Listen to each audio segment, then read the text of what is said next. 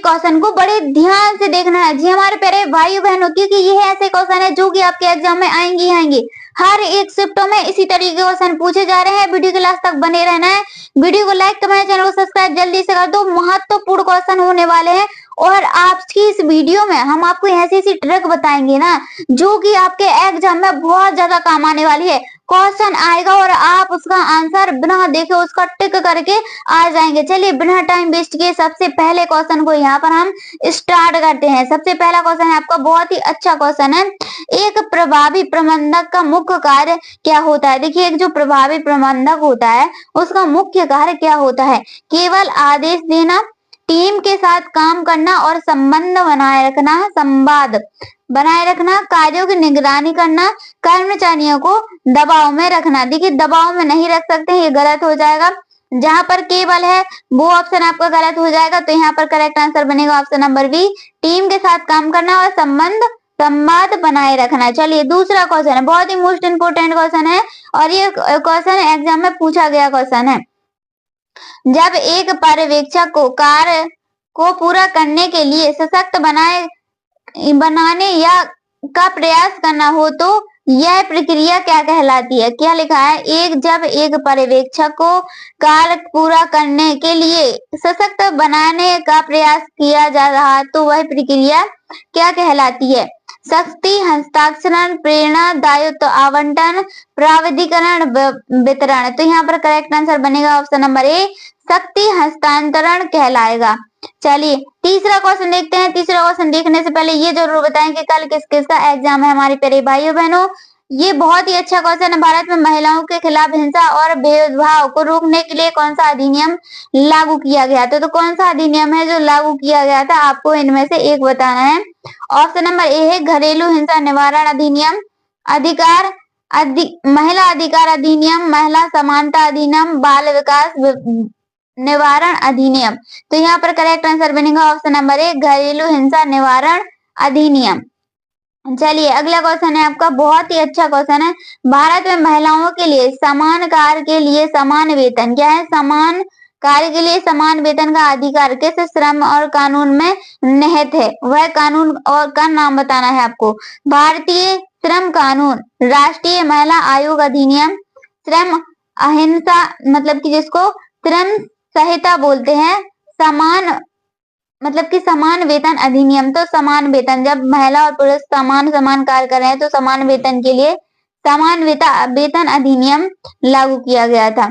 चलिए अगला क्वेश्चन है, स्वच्छ भारत मिशन में महिलाओं की भूमिका पर जोर दिया गया। तो देखिए, स्वस्थ भारत मिशन में महिलाओं की भूमिका पर जोर दिया गया, किसके अंतर्गत दिया गया यह बताना। महिलाओं के रोजगार सृजन, स्वच्छता के प्रति जागरूकता को बढ़ाना, स्वच्छता सुरक्षा प्रबंधन, घरों में सफाई सेवाओं का प्रचार। तो यहाँ पर करेक्ट आंसर बनेगा आपका ऑप्शन नंबर बी, स्वच्छता के प्रति जागरूकता बढ़ाना आपका बिल्कुल करेक्ट आंसर हो जाएगा, बी नंबर का।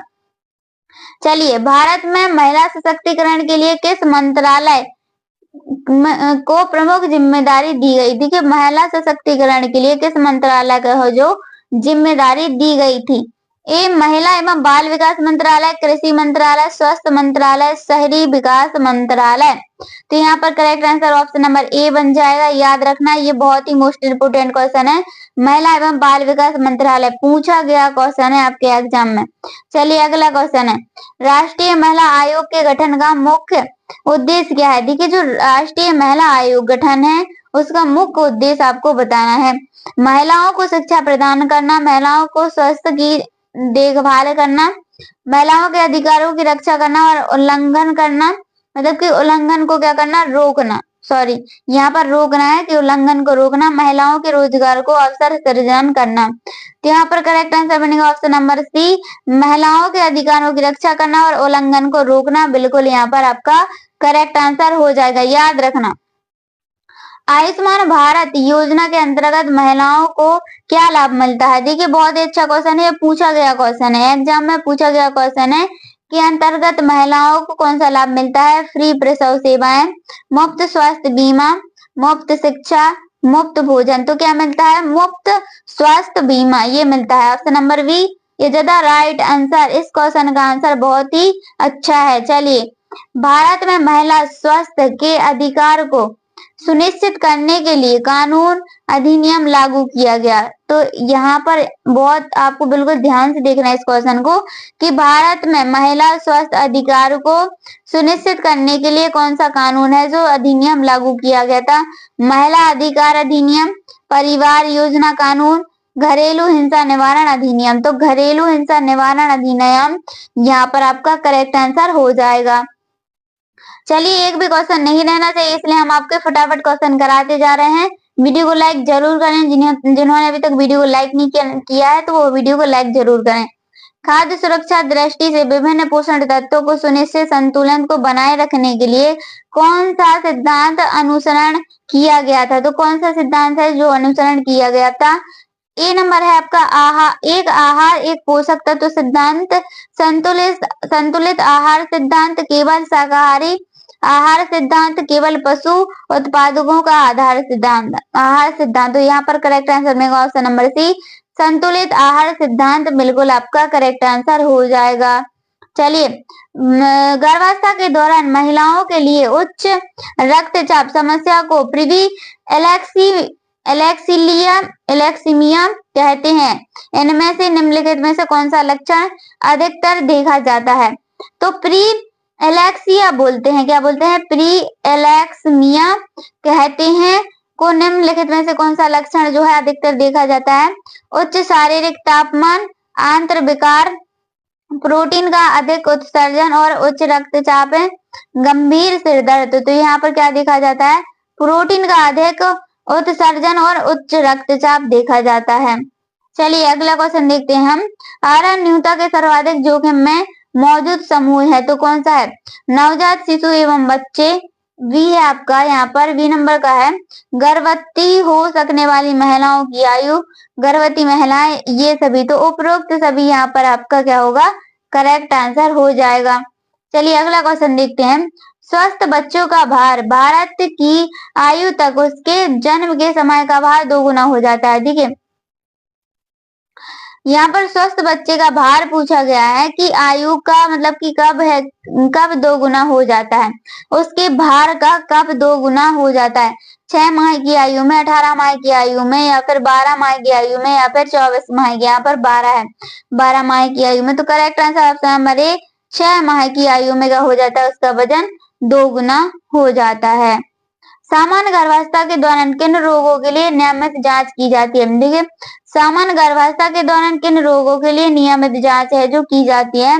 Ads, hepatitis B, down syndrome, उपरोक्त सभी। तो ये उपरोक्त सभी जांचें की जाती है, एड्स भी की जाती है, हेपेटाइटिस बी भी की जाती है और डाउन सिंड्रोम भी की जाती है।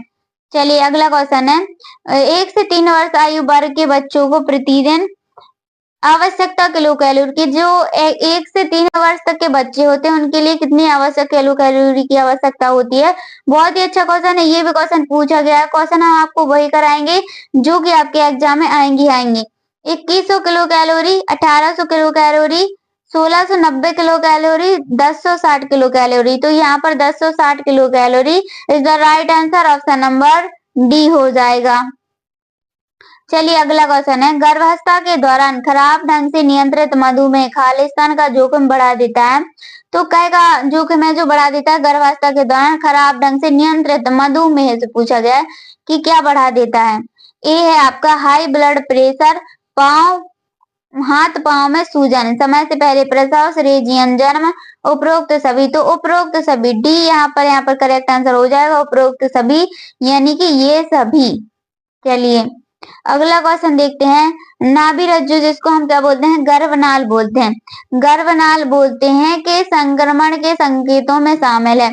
तो इनके संकेतों में क्या क्या शामिल है, चलिए यहाँ पर हम ऑप्शन देख लेते हैं। बहुत ही अच्छा क्वेश्चन है।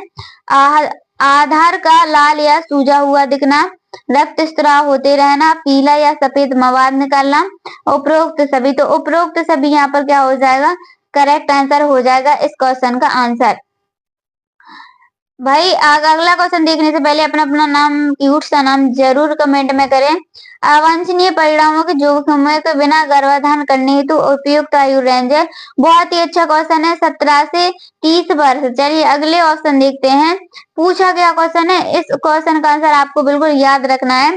20 से 35 वर्ष, 25 से 40 वर्ष, 25 से 30 वर्ष। तो 20 से 35 वर्ष यहाँ पर करेक्ट आंसर आपका हो जाएगा ऑप्शन नंबर बी। क्या हो जाएगा? ऑप्शन नंबर बी यहाँ पर आपका बिल्कुल करेक्ट आंसर हो जाएगा। चलिए अगले क्वेश्चन देखते हैं हमारी प्यारी बहनों।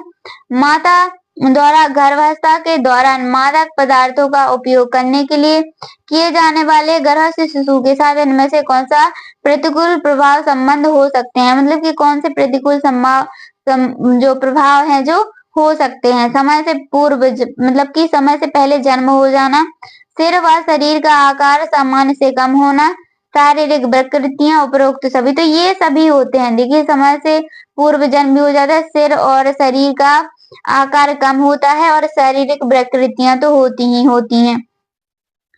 यदि कोई महिला किसी सरकारी, देखिए अब यहाँ से आपको क्वेश्चनों को समझना है। क्या करना है? यहाँ से आपको क्वेश्चनों को समझना है। बहुत ही अच्छे क्वेश्चन है और ट्रिक लगाने वाले क्वेश्चन है। अधिकतर यही क्वेश्चन है जो आपके एग्जामों में पूछे जा रहे हैं। यदि कोई महिला किसी सरकारी योजना के बारे में जानकारी मांगती है तो आंगनबाड़ी कार्यकर्ता को क्या करना चाहिए? आंगनबाड़ी कार्यकर्ता को क्या करना चाहिए? उसे रोजगार की पूरी जानकारी देना, उसे कहीं और जाने की सलाह देना, उसे योजना का लाभ उठाने से रोकना, केवल आधी अधूरी जानकारी देखना। जहां पर केवल लिखा है ना, हमने बोला था उसको आपको गलत कर देना है। देखिए उसको लाभ उठाने से नहीं रोक सकते, ये भी गलत हो जाएगा। उसे गलत सलाह भी नहीं दे सकते। क्या नहीं दे सकते? उसे को गलत सलाह भी नहीं दे सकते हैं और कहीं जाने के लिए भी नहीं बोल सकते हैं। तो यहाँ पर correct answer option number A हो जाएगा। उसे योजना के बारे में फुल यानी कि पूरी जानकारी देना। ऐसी समझ पर आधारित क्वेश्चन आ रहे हैं, इसलिए आपको बड़े ध्यान से देखना है इन क्वेश्चनों को। चलिए, यदि एक आंगनवाड़ी कार्यकर्ता यह संदेह है कि किसी बच्चे का कुपोषण बन रहा है तो उसे सबसे पहले क्या करना चाहिए? तो मतलब कि देखिए एक आंगनवाड़ी कार्यकर्ता है, मतलब कि महिला है, जो किसी बच्चे की क्या होती है, तबीयत खराब होती है। उस वक्त उस आंगनवाड़ी कार्यकर्ता को क्या करना चाहिए? तुरंत डॉक्टर के पास भेज देना चाहिए। चलिए अगला ऑप्शन है, यहाँ पर देखते हैं। बच्चे को माता पिता से बात करके जिस समस्या को समझना चाहिए, उसे केवल अधिक खाना देना चाहिए या फिर बच्चे को स्कूल भेज देना चाहिए। तो देखिए ऑप्शन नंबर जो ए था वो आपका रॉन्ग हो जाएगा। देखिए बच्चे को स्कूल भी नहीं भेज सकते हैं, केवल लिखा है तो गलत है। Correct answer option number B, बच्चे के माता पिता से बात करके समस्या को समझना, यही एक जो आंगनवाड़ी कार्यकर्ता होती है उनका दायित्व होता है। चलिए इस क्वेश्चन को बड़े ध्यान से देखिए, बहुत ही अच्छा क्वेश्चन है ये। एक अच्छा नेता टीम के प्रदर्शन का आकलन कैसे करेगा? देखिए जो एक अच्छा नेता है वह टीम के प्रदर्शन का आकलन कैसे करेगा? केवल लक्ष्य प्राप्ति के लिए के आधार पर व्यक्तिगत और सामूहिक विकास को ध्यान में रखकर, केवल उच्च प्रबंधक की रिपोर्ट के आधार पर, केवल अनुशासन और समय में उपस्थित आधार पर। केवल लिखा है ना, गलत है। केवल है ना, गलत है। केवल है ना, गलत है। तो यहाँ पर correct answer option number B, व्यक्तिगत और सामूहिक विकास को ध्यान में रखकर, ये करेक्ट आंसर हो जाएगा बी नंबर वाला। चलिए एक टीम, देखिए इस क्वेश्चन को आपको बड़े ध्यान से देखना है। एक टीम में टकराव की स्थिति उत्पन्न होने पर एक प्रभावी नेता क्या करेगा? मतलब कि उसको क्या करना चाहिए, यह पूछा गया है। ए नंबर है यहाँ पर, सभी की बात सुनकर निष्पक्ष समाधान करना, किसी एक पक्ष में समर्थन करना, विवाद को बढ़ावा देना, विवाद को अनदेखा करना। देखिए जो प्रभावी नेता है वो क्या नहीं कर सकता? विवाद को अनदेखा नहीं कर सकता है, विवाद को बढ़ावा भी नहीं दे सकता है, एक पक्ष में भी नहीं बोल सकता है। तो यहाँ पर correct answer option number A, सभी की बात सुनकर निष्पक्ष समाधान निकालना, यही एक नेता का कार्य होता है। जब एक नया परिवर्तन लागू किया जा रहा हो तो एक अच्छा नेता अपनी टीम को कैसे प्रेरित करेगा। देखिए कोई नया कानून है जो लागू किया जा रहा, तब नेता का दायित्व क्या बनता है या फिर क्या उसको मतलब कि कैसे प्रेरित करेगा, उन्हें जबरदस्ती नए बदलाव में अपनाने के लिए कहेगा। ऑप्शन नंबर ए होता है यहाँ पर। बी है आपका बदलाव के लाभ समझाने और उन्हें प्रेरित करेगा, समझाकर प्रेरित करेगा। जो परिवर्तन हो रहा है उसे नजरअंदाज करेगा, केवल उच्च अधिकारियों के निर्देशों का पालन करेगा। केवल है ना, गलत है। जो परिवर्तन हो रहा है उसे नजरअंदाज नहीं कर सकते हैं, जबरदस्ती भी नहीं कर सकते हैं। तो यहाँ पर correct answer option number A, बदलाव के लाभ को समझकर उन्हें प्रेरित करेगा। भाई आगे बढ़ने के लिए क्या करेगा, प्रेरित ही तो करेगा। चलिए अगला क्वेश्चन है आपका यहाँ पर, यदि कोई नेता अपनी टीम को निर्णय लेने की समस्या मतलब कि स्वतंत्रता देता है, देखिए स्वतंत्रता देता है, तो यह किस प्रकार का नेतृत्व कहलाएगा। तो यह किस प्रकार का नेतृत्व है जो कहलाएगा, तानाशाही नेतृत्व, सहभागिता नेतृत्व, निष्क्रिय नेतृत्व, स्वच्छाचारी नेतृत्व। तो वह कौन सा नेतृत्व कहलाएगा, चलिए बताइए। यहाँ पर करेक्ट आंसर क्या बनेगा, इसका आंसर आपको कमेंट में बताना है। देखिए इस क्वेश्चन का आंसर आपको कमेंट में जरूर बताना है। चलिए यहाँ पर, एक टीम के संचार की कमी हो तो प्रभावी नेता क्या करेगा। एक प्रभावी नेता क्या करेगा, एक स्पष्ट संवाद प्रणाली बनाएगा, टीम पर अधिक दबाव डालेगा, संचार समस्याओं को अनदेखा करेगा, केवल वरिष्ठ अधिकारियों को मतलब कि केवल वरिष्ठ अधिकारियों को। तो केवल है ना, गलत। संचार समस्याओं को अनदेखा भी क्या हो जाएगा, यहाँ पर गलत हो जाएगा, और यहाँ पर दबाव भी क्या हो जाएगा, गलत हो जाएगा। तो करेक्ट आंसर एक, स्पष्ट संबंध प्रणाली को बनाए रखना, संवाद प्रणाली को बनाए रखना। एक प्रभावी नेता को सबसे पहले क्या सुनिश्चित करना चाहिए, कि जो प्रभावी नेता है उसको सबसे पहले क्या सुनिश्चित है जो करना चाहिए, केवल अपने हितों की रक्षा करना, टीम को लक्ष्य प्राप्त करने के लिए प्रेरित करना, टीम को अपने हाल पर छोड़ देना, केवल उच्च अधिकारियों को खुश रखना। तो ये केवल है ना, गलत है। अपनी टीम को हाल पर छोड़ देना ये भी गलत है, केवल अपने हितों के लिए गलत है। एक टीम के जो एक टीम है उसके लक्ष्य को प्राप्त करने के लिए उन्हें क्या करना, प्रेरित करना, लक्ष्य को प्राप्त करने के लिए प्रेरित करना। चलिए अगला क्वेश्चन है, एक बच्चा किस उम्र में चलना प्रारंभ कर देता है। तो जो एक बच्चा है किस उम्र में चलना प्रारंभ कर देता है, 9 महीने पर, 12 महीने पर, 14 महीने पर या फिर 18 महीने पर। तो 14 महीने में एक बालक क्या है जो चलना प्रारंभ कर देता है, 14 महीने पर। चलिए किस उम्र में अब बच्चे हाथों और उंगलियों पर नियंत्रण हासिल कर लेते हैं। तो वह कौन सी उम्र है जब क्या करते हैं बच्चे अपने हाथों और उंगलियों पर नियंत्रण है जो करने लगते हैं। 2 वर्ष से 3 वर्ष तक, 9 महीने से 12 महीने तक, 1 वर्ष से 2 वर्ष तक, 12 महीने से 18 महीने तक। तो कब नियंत्रण करने लगता है, 2 वर्ष से 3 वर्ष तक नियंत्रित करने लगता है, यानी कि ये वाला आपका बिल्कुल यहाँ पर करेक्ट आंसर हो जाएगा, ऑप्शन नंबर ए। निम्नलिखित में, अब यहाँ से आपके विटामिन वाले क्वेश्चन रहेंगे। विटामिन वाले क्वेश्चन आपके बहुत ही मोस्ट इम्पोर्टेंट क्वेश्चन है। पहला क्वेश्चन, निम्नलिखित में से विटामिनों में से किससे कोबाल्ट होता है। इनकी विटामिनों में इनमें से कौन से में क्या होता है, कोबाल्ट होता है। विटामिन के, vitamin B12, vitamin B6, vitamin B2। तो विटामिन B12 में क्या होता है, कोबाल्ट होता है। ऑप्शन बी यहाँ पर करेक्ट आंसर हो जाएगा। निम्नलिखित में कौन सा विटामिन जल में घुलनशील होता है। तो जल में घुलनशील विटामिन कौन सा होता है, ऑप्शन यहाँ पर हम देखेंगे, vitamin A, vitamin D, vitamin E या फिर विटामिन सी।